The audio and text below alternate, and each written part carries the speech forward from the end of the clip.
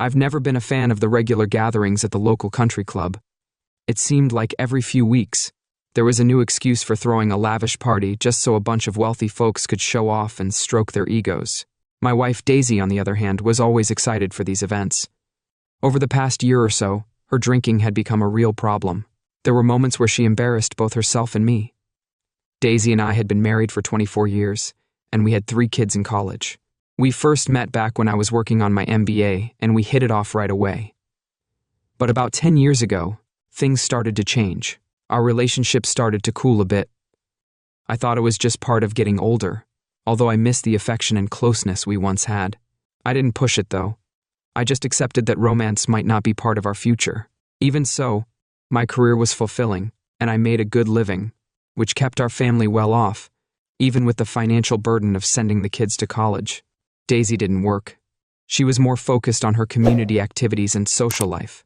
She lived off my income, which required me to keep everything stable financially.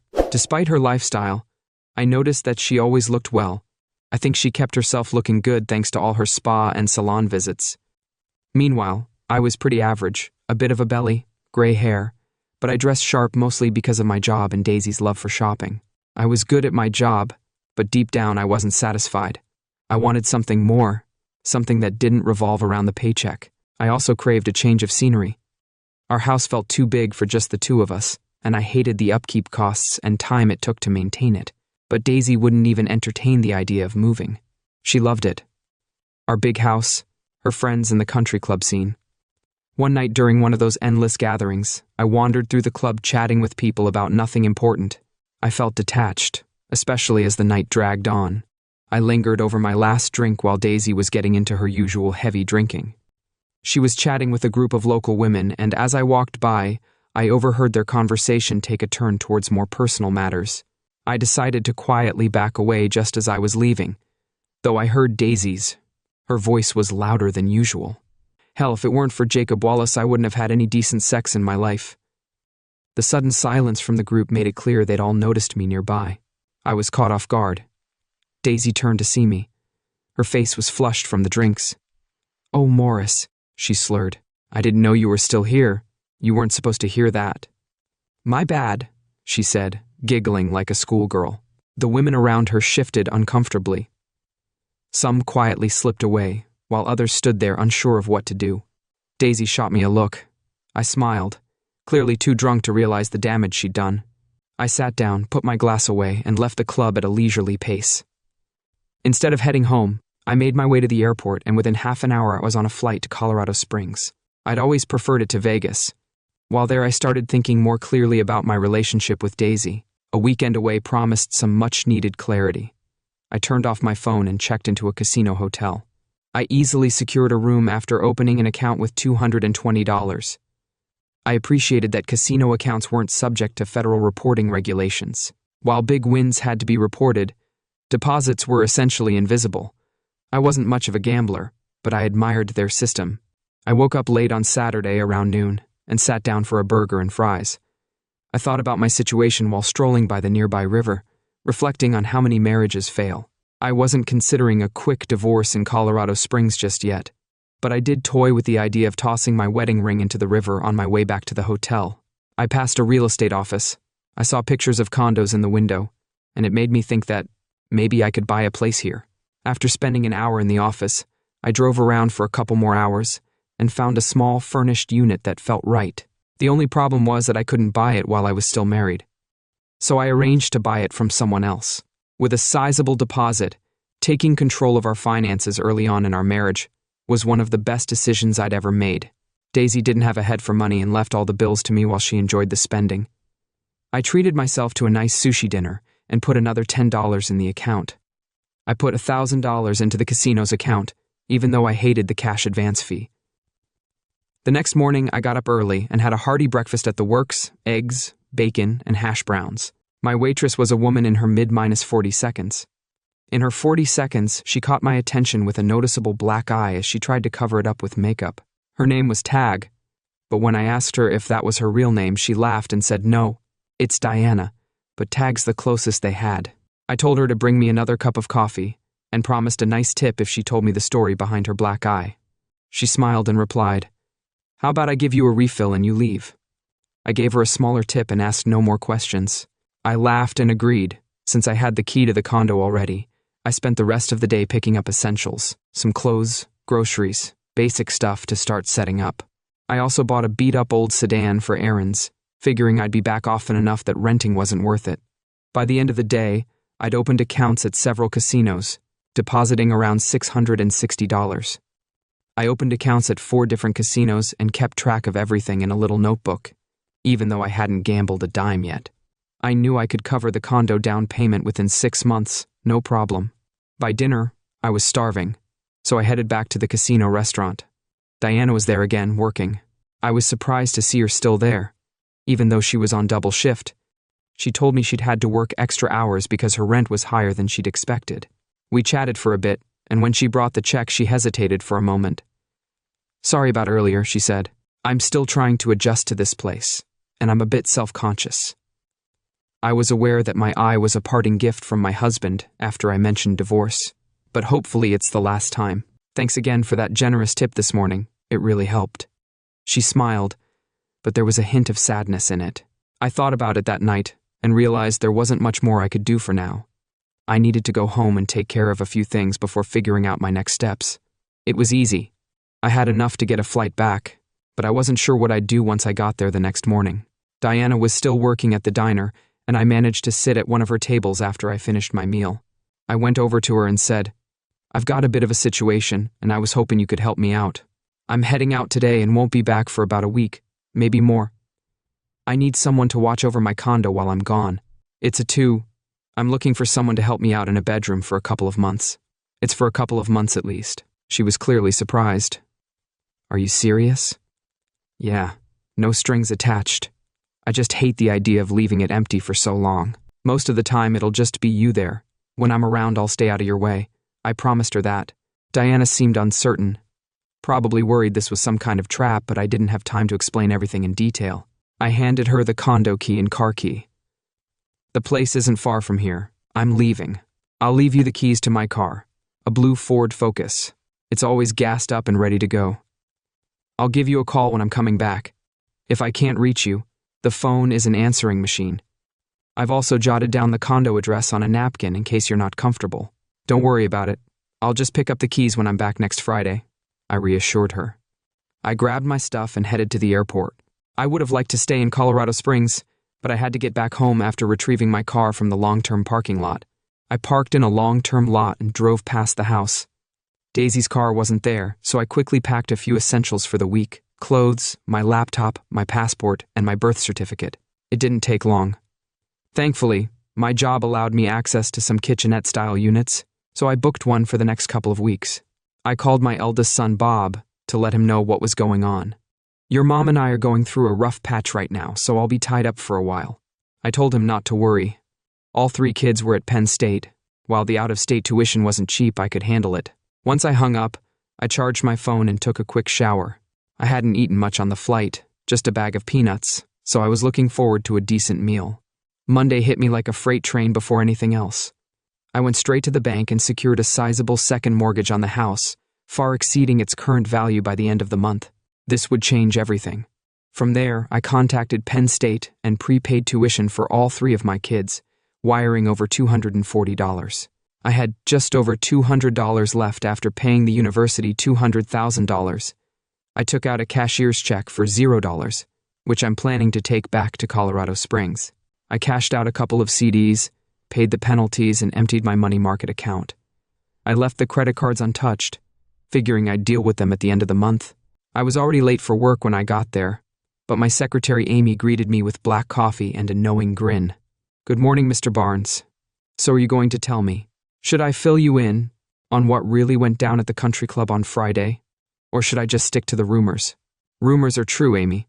What else do you need to know?" I replied, not skipping a beat. "Well then, what do you need me to do?" Amy gave me a big smile and a thumbs up as she left the room. What I initially thought would take weeks to sort out was now looking like it could be done in just a few days. I called my lawyer Chris and scheduled an appointment immediately before I left. I made it clear to Amy that I wasn't accepting any calls from my wife, nor was I returning any. I also instructed security not to let her into the building. Chris had never liked Daisy, which made him the perfect choice. I was at the country club on Friday, Morris, so I think I have an idea of why you're here. He said, "You're right," I replied. I thought I could live with it as long as it wasn't public, but Friday changed that. All right then. I'll need access to all your accounts and couple of powers of attorney. My assistant will prepare the documents and I'll call you once they're ready. Anything else I should know? Well, Chris, I've developed a bit. I spent the weekend in Colorado Springs and lost a lot of money gambling. I'm heading back this weekend, and I'm afraid it'll get worse. Chris grinned. That's rough. I hope you're keeping track of these losses. I am, I replied, nodding. I'll send you copies. We shouldn't talk about this any further, he agreed. Anything else you need from me? No, I'm good for now. Thanks, I said, as I grabbed the financial worksheet he handed me. I had lunch back at the office. Amy had already gathered some information about Jacob Wallace. She suggested I talk to Joanna Curtis in HR before proceeding. Joanna was an imposing figure, always wearing business suits and a tight bun, which made her seem even more intimidating. If Amy thought it was important for me to meet with her, I figured I should follow through. Good afternoon, Mr. Barnes. Please have a seat. She greeted me, trying to make me feel comfortable, but it didn't work. It was like sitting down with a strict teacher, even though I was a grown man in a senior position. She closed the door before speaking again. Amy filled me in on the situation. I don't get involved in office gossip. I only deal in facts. 3 years ago, Jacob Wallace came to me with some personal disclosures. I promised to keep them confidential, but I can't keep that promise now. If anything I say offends you, you can leave and I won't continue, but I'm simply sharing. I get it, Mr. Barnes. I do. She started about 3.5 years ago. Your wife Daisy approached Jacob at a company event. There was a lot of drinking that night. Before the event ended, they were engaged in inappropriate activity in one of the private offices. Jacob was supposed to get married the following month, but your wife threatened to expose the affair to his fiancée if Jacob didn't continue seeing her. He'd hoped that once he got married, Daisy would back off, but she didn't. She kept pressuring him into more affairs for months, using the threat of exposing their secret as leverage. Desperate, Jacob eventually came to me for help. He had to tell me everything. Of course, I couldn't reveal this to anyone, not even you. The best solution I could think of was to transfer Jacob to a different office after he moved to Fort Worth. He stopped bothering him. Jacob never told his wife what happened. Do you have any questions? It seemed like Jacob had been just as much a victim of this whole mess as anyone else initially. I had thought about revenge, but now it seemed unnecessary. Any advice, Miss Curtis? Now that you know the full story, I'd suggest you let go. Jacob is a valuable employee, and you shouldn't risk his career over something your wife started. She said, "Thanks for your time." I agree. It was forced. I told her that being in that situation with my wife was punishment enough. Joanna smiled and added, "By the way, it's not Miss. I've been married for 32 years. It was hard to picture Joanna in a romantic setting, but I quickly pushed those thoughts out of my mind. I had more important things to focus on. Amy had cleared my schedule for the rest of the day. Despite my wife's endless calls, I stayed firm in my decision not to speak to her. Amy had lied. I had an appointment with the company president the next day, and a meeting with the legal department later in the afternoon. I even invited Amy to dinner, but she said her husband wouldn't approve and teased me, saying I should ask Joanna out instead. The meeting with the legal department went on, and I had to keep some staff working late. I apologized, and they were understanding. I was sorting out my retirement plan for a cash settlement. Closing our joint savings account was simple, but it took time to process my sick leave, vacation pay, and company insurance. By this point, it was clear I'd be leaving the company soon. I just hoped my wife wouldn't find out before I had everything in place that night. I ate dinner alone, and my mind drifted to Diana. I wondered if she'd moved into the condo, and whether she was still pulling double. Despite barely knowing her, I found myself eager to get back to Colorado Springs to see her. I realized how ridiculous that was, and tried to shake the thought. It was foolish to fantasize about something that would never happen. The next morning, I cashed out 2 whole life insurance policies and canceled a couple of term policies. I was surprised by how much cash the whole life policies had built up. I arranged to pick up the checks the following day. The company covered my car insurance, so I canceled the insurance on Daisy's Lexus since the lease was in her name. Then I went to the office and stopped by Jasper's place, where I handed over the financial documents and signed a few more papers that his secretary had prepared. Amy greeted me with my usual coffee and said, "You should talk to Calvin in settlements before you meet with Richard." She was talking about Richard Ryder, the company president. I already knew why I was coming to the settlements department, which was tucked away in the basement. It was a bit of an odd setup compared to the other departments that enjoyed sunlight and windows. Calvin wasn't much for gossip, but he always got the job done efficiently. "Hey Calvin, Amy said you wanted to talk to me." I greeted him, and he led me to a quiet corner. He said, "I've heard some rumblings about things in your office. I'm not one to spread rumors, but I thought you should know something. About 6 years ago, we had a guy named Raymond Scott who worked here. He was a decent guy, married with kids. He got involved with your wife after an office event. She wouldn't leave him alone and kept calling him at home and at work. He tried to end things, but she threatened to tell his wife. He called her bluff, and 2 days later, his wife kicked him out. He ended up losing his job and started drinking. I'm not sure where he is now. Word is that your wife paid his wife $10,000. I don't have any proof of that, but I heard it was $10,000. Thanks, Calvin. I appreciate you telling me." I felt a mix of anger and resignation. Amy was right to send me to him. I rode the elevator up to the 9th floor for my meeting with Richard Ryder. Even though I was early, he welcomed me right away. The meeting was pretty quick and to the point. He told me that the legal team and payroll department would take care of everything for me once everything was settled. He said I should contact him directly, wherever I ended up. He gave me a business card with his personal number on the back. He was pretty matter-of-fact, no apologies or regrets, just business. I got back to the office. Amy greeted me with a smile and my usual cup of coffee. She said, "Boss, you've got a situation." She was pointing at the window. I looked down and saw Daisy in the car park arguing with a security guard. She'd been there for 20 minutes. Amy said, "They're not letting her in and she refuses. What do you want to do? It looks like the guards have it handled," I said, feeling indifferent. "The only thing I need now is someone to dinner with. I hate eating alone." I called Jasper to check in on things. He told me he couldn't take further action until I straightened out the finances.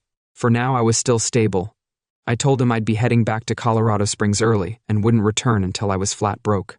Every now and then, someone would pop into my office to tell me that my wife was trying to reach me. She'd even asked her friends to call their husbands too. I stayed at the office for a few more hours, getting things organized to make it easier for my replacement. As I left, I saw Daisy sitting on the hood of my car. Amy gave me the keys to her Honda Civic. "My husband is picking me up for dinner, so you can use it." "My car," she said. "You're not planning anything crazy in Fort Worth, are you?" "Nope, just tying up some loose ends. No revenge." I assured her I grabbed dinner in Allentown and made it back to my apartment before midnight. The next morning flew by in a blur. I signed more paperwork for Jasper, closed all the bank accounts. I canceled the credit cards and even arranged to shut off the utilities at the house. I picked up checks from the bank and the insurance company, and by the end of it, I was surprised at how much I was worth.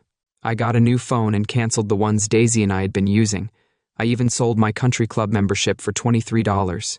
I gave him $2,000. He was an old friend of mine who'd already settled in at the office. He seemed like a nice guy, and he just moved down from Boston with barely 24 hours notice. Amy knew more about running the place than I ever did, so there wasn't much training involved. There were a few things at the house I wished I could take with me, but nothing that was worth going back for. Amy told me to keep her car, and her husband would pick it up at the airport. I packed up my belongings, bought a couple of cheap suitcases, and I figured I could buy anything else I needed in Colorado Springs. Then it hit me. I'd done everything I needed to do. All my assets were now liquid. No stocks, no accounts. Nothing but cash in the house I was about to leave behind for Daisy. The airline was accommodating and moved up my flight without any issues. I called Jasper at home. "I just wanted to let you know I'm leaving tonight. You all sit on your end." I asked, "Yep, Bob. I've got everything ready. I can serve the papers tomorrow, but I still need that financial info." "Send her the papers as soon as you can, Jasper.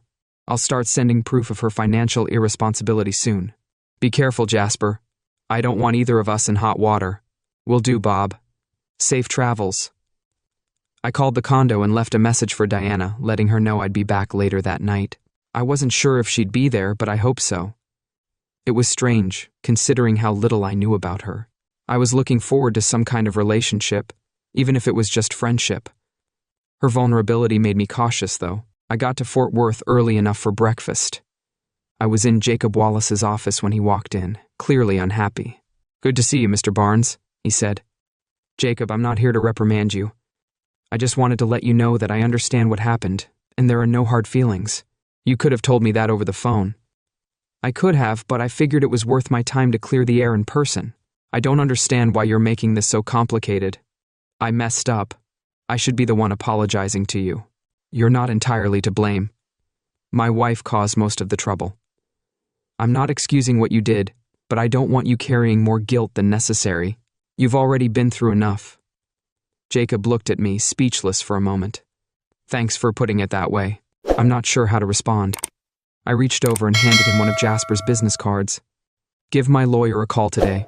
He might need your help, but everything will stay confidential. He might not even need anything from you, but at most it'll be a notarized statement confirming what happened. It won't go to your wife, I promise. We shook hands and parted ways as I stood up. I realized the gesture felt strange considering Jacob's involvement in my wife's betrayal. But it also felt right.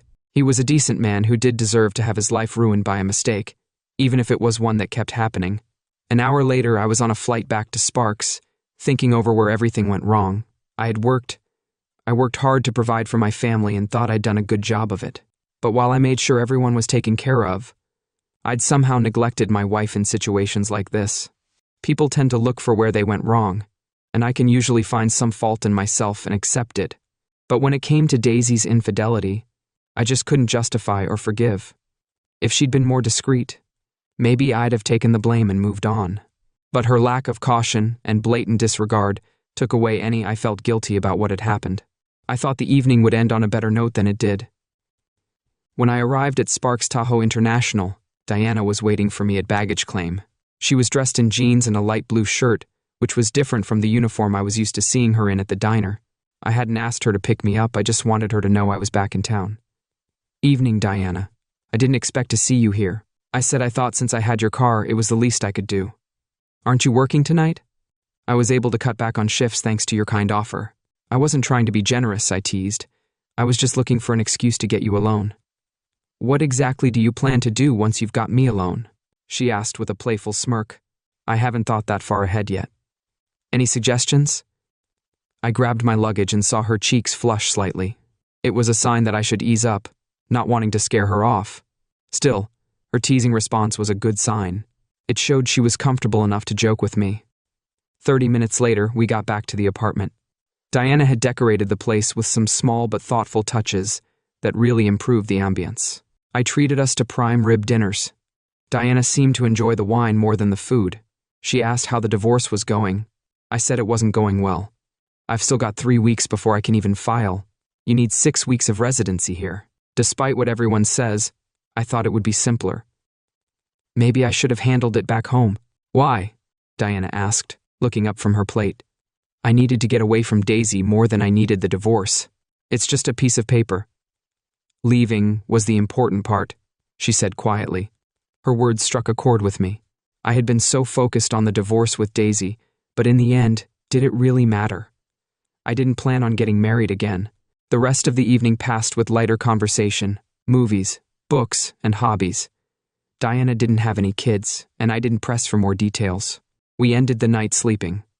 By the time I woke up, Diana had already left for work. There was fresh coffee waiting for me, which was all I needed. I still felt full from the night before, so I jumped into the shower and got down to business. Jasper, how's my favorite lawyer doing? I asked over the phone. I heard a sigh on the other end. Morris, I've got some bad news. I need you to promise not to shoot the messenger. What now? I groaned. I've only been gone for a day. What happened? Daisy's making waves. She found out. She's contacted the police and got a restraining order on almost everything. All your accounts are frozen, even the empty ones.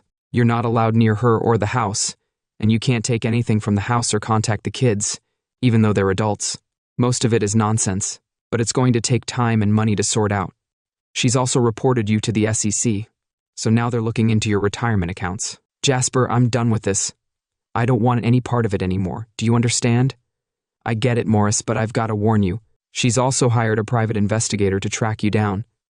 I don't know how she's paying for all of this, but just remember that if the authorities ask where you are, you'll have to tell them. I'll have to tell them I can't risk my career. I understand, Jasper. Take care of yourself. I'll make the necessary adjustments on my end, and you won't hear from me for a while." Well, this really throws a spanner in the works, I thought as I hung up. Even the best laid plans. My brilliant plan of pretending to lose all my money at the casinos was now off the table. Luckily, Diana had left me the car. I wasn't sure how she managed to get to work, but that was the least of my concerns at the moment. I still had a duffel bag full of money and checks to deal with. I visited 6 different casinos, cashing the checks and exchanging them for chips or credit. I didn't want to risk going to the banks in case they flagged my accounts. The casinos, however, were more than happy to help. By the end of the morning, I had everything deposited across several places and a bag full of cash and chips. After a quick lunch, I began withdrawing the money.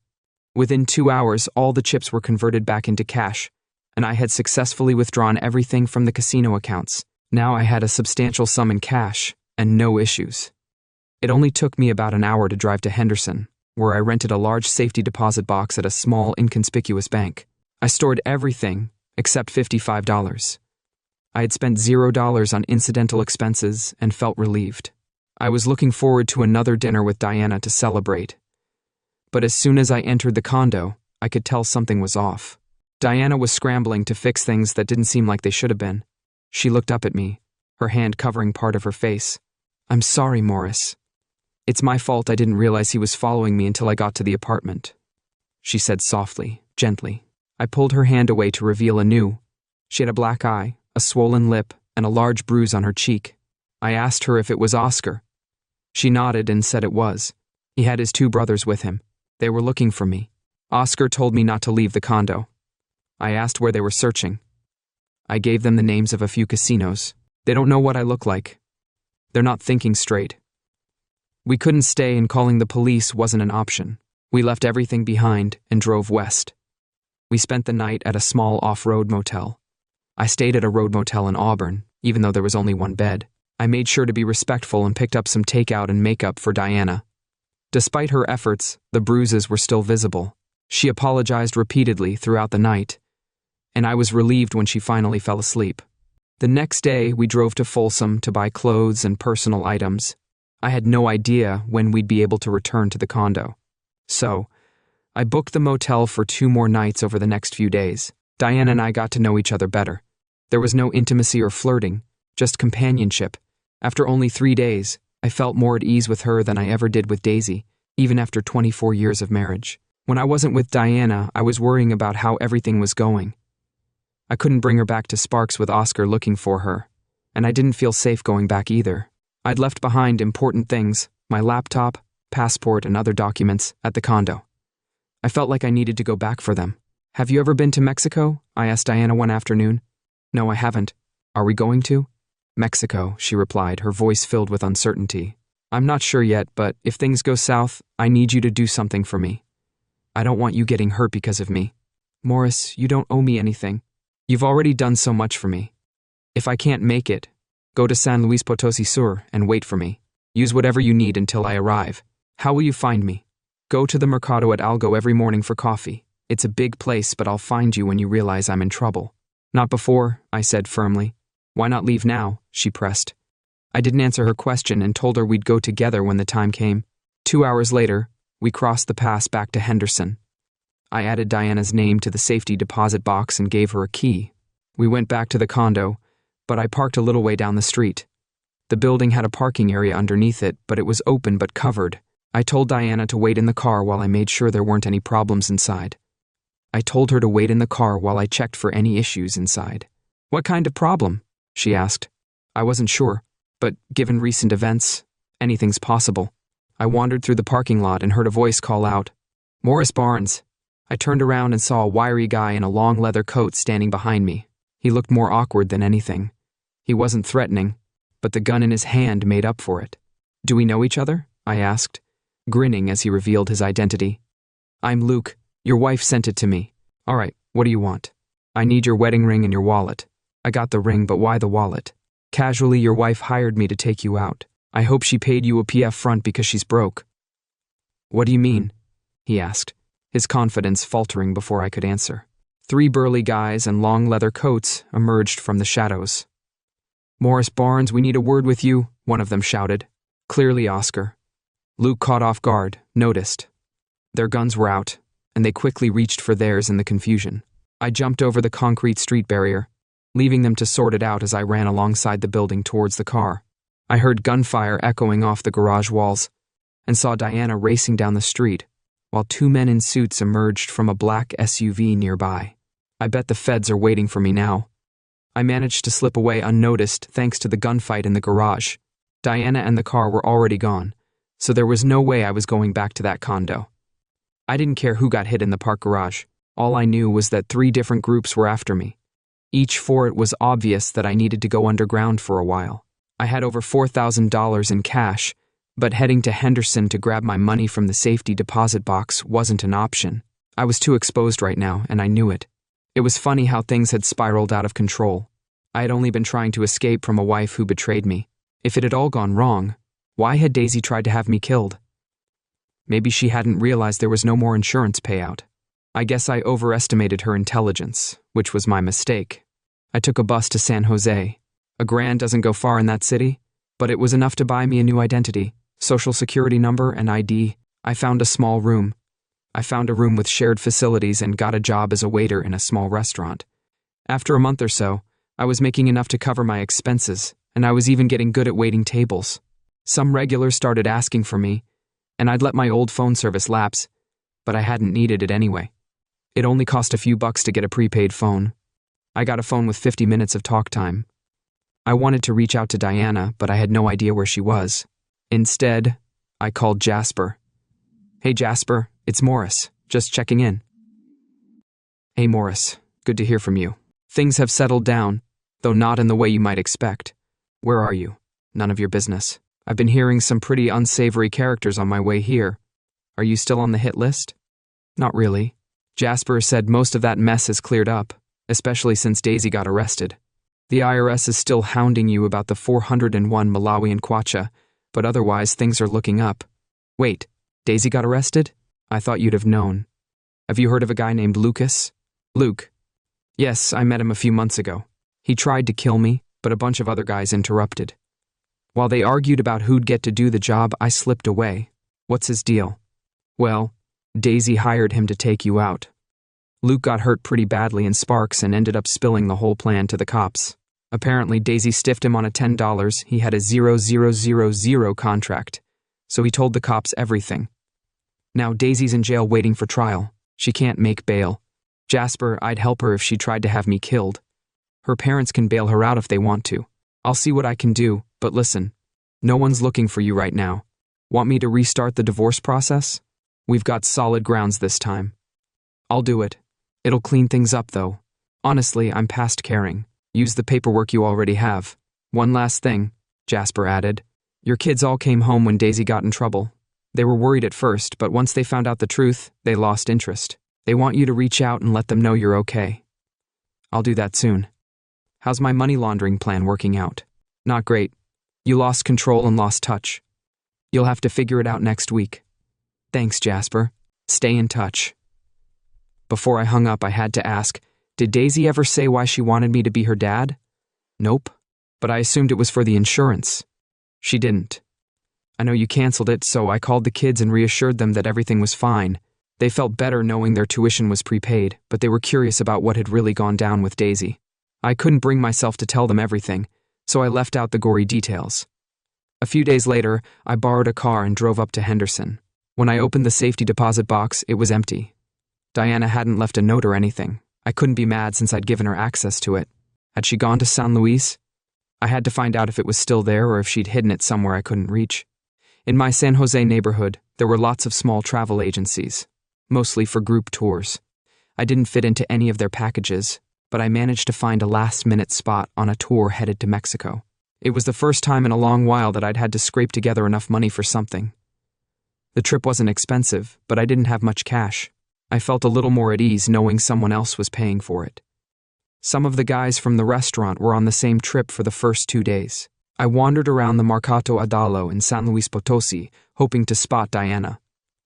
The place was much bigger than I had imagined, and it was starting to feel like a bad idea. I hated to think it, but maybe Diana had taken the money and disappeared to some far-off place like Thailand or Bali. There had been enough money in that deposit box to live comfortably anywhere in the world. I wasn't sure if I should keep searching for her or give up. On the third day, just as I was about to give up, I heard a familiar voice. "Morris, where have you been?" I turned around, and there was Diana, hands on her hips, wearing a wide-brimmed straw hat with a red band. Without thinking, I walked over and kissed her. I don't know why I hadn't done it sooner, but I was glad I did. "That's a pretty weak first kiss," she teased. "Try it again."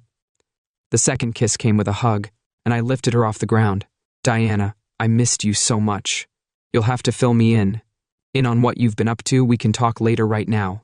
Let's get some lunch," she said, taking my hand, and we walked through the market, hand in hand. For the first time in a while, I felt happy and content. I couldn't have asked for more.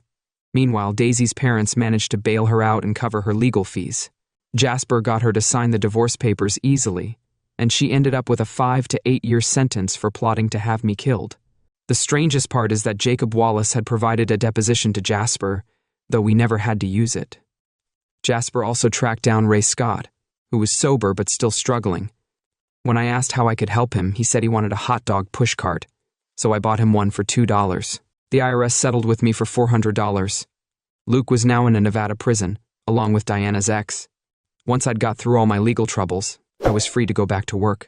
Even better, there was a promotion waiting for me. Once Diana's divorce was finalized in Mexico, we planned to get married.